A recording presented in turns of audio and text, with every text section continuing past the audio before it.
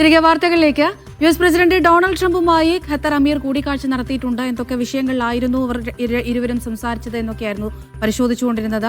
മുഹമ്മദ് അബ്ബാസും അഫ്താബ് റഹ്മാനും തുടരുന്നുണ്ട് വിവരങ്ങൾ നൽകാനായി. അബ്ബാസ്, ഇതിപ്പോൾ എന്തായിരുന്നു ഈ കൂടിക്കാഴ്ചയുടെ പ്രധാനപ്പെട്ട ലക്ഷ്യമെന്ന് പറയുന്നത്? പശ്ചിമേഷ്യൻ വിഷയങ്ങൾ തന്നെയാണോ ചർച്ചയായത്?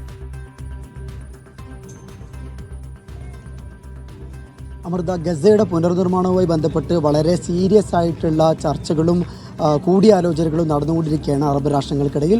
അതിന് നേതൃത്വം കൊടുക്കുന്നത് ഈജിപ്തും ഖത്തറും അതുപോലെ തുർക്കിയുമാണ്. US അതിൻ്റെ പ്രധാനപ്പെട്ട പങ്കാളിയാണ്. അതുകൊണ്ട് തന്നെ US പ്രസിഡന്റ് ഡൊണാൾഡ് ട്രംപ് ഇവിടെ തിരിച്ചു പോയതിന് തൊട്ടുടനെ എക്സിൽ പങ്കുവച്ച ഖത്തർ അമീറിൻ്റെ കുറിപ്പ് എന്ന് പറയുന്നത് ഗസയുമായി ബന്ധപ്പെട്ട മിഡിൽ ഈസ്റ്റിലെ ശാശ്വത സമാധാനവുമായി ബന്ധപ്പെട്ട് ഗസയിൽ യുദ്ധം നിർത്തുന്നതുമായി ബന്ധപ്പെട്ട കാര്യങ്ങളാണ് ഞങ്ങൾ ചർച്ച ചെയ്തത് എന്ന് അദ്ദേഹം കൃത്യമായി വ്യക്തമാക്കുകയുണ്ടായി. നമുക്കറിയാം, ഗസയിലെ പുനർനിർമ്മാണത്തിൽ വളരെ ഗൗരവമായിട്ടുള്ള പങ്കാളിത്തമാണ് ഖത്തർ വഹിച്ചുകൊണ്ടിരിക്കുന്നത്.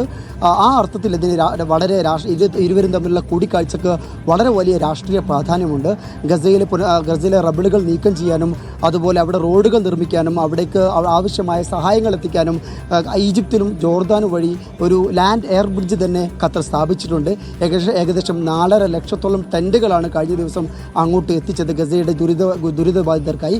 ഇങ്ങനെ ഗസയുടെ പുനർനിർമ്മാണത്തിന് വേണ്ടി വളരെ ഗൗരവതരമായ കാര്യങ്ങൾ ഖത്തർ നടത്തിക്കൊണ്ടിരിക്കുന്ന ഈ വേളയിൽ US പ്രസിഡന്റ്, ഇതിനെല്ലാം നേതൃത്വം നൽകുന്ന US പ്രസിഡന്റ്, നമുക്കറിയാം ഷർമു ഷെയ്ഖിലെ ഉച്ചകോടിയിൽ സമാധാന കരാറിൽ ഒപ്പുവെച്ചത് US പ്രസിഡന്റും അതുപോലെ ഖത്തർ അമീറും തുർക്കി പ്രസിഡന്റും ഈജിപ്ത് പ്രസിഡന്റുമാണ്. അതുകൊണ്ട് തന്നെ ഇവർ തമ്മിലുള്ള കൂടിക്കാഴ്ചക്ക് വളരെ വലിയ രാഷ്ട്രീയ പ്രാധാന്യമുണ്ട്. ഗസ അടക്കമുള്ള പശ്ചിമേഷ്യയിലെ ശാശ്വത സമാധാനത്തിലുള്ള വഴികളാണ് ഇരുവരും ചർച്ച ചെയ്തെന്ന് വ്യക്തമാണ്. അമൃത.